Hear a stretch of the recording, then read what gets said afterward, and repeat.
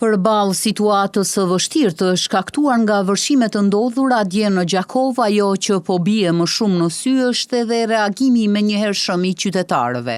Shumë prej tyre janë paraqitur në rrjetet sociale për të ofruar ndihmë, transport, veshmbathje, ushqim dhe strehim për familjet e prekura.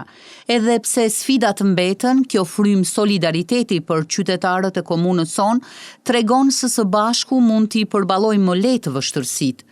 Megjithatë, nevojat janë ende të mëdha. Familjet e prekura nga përmbytjet e djeshme ka nevojë urgjente për strehim të përkohshëm, ushqim, mjete higjienike, por edhe veshmbathje, pasi në kodimri kërkesat janë edhe më të mëdha. Vetëm nëse bën një gjurmim në rrjetet sociale të ndryshme të krijohet përshtypja një ndjenje të mirë dhe shpresëdhënëse që po ndodh në mesin e qytetarëve të Gjakovës, si një dëshmi se humanizmi, njerëzorja dhe kujdesi për njëri tjetrin janë ende vlera të forta brenda komunitetit ton. Gjithashtu, dy qytetarë nga Mërgata në bashkëpunim me koordinatorin e shoqatës Bereqeti, Abdurrahman Bejtullahu, kanë hapur një llogari GoFundMe për të ndihmuar familjet e prekura nga përmbytjet.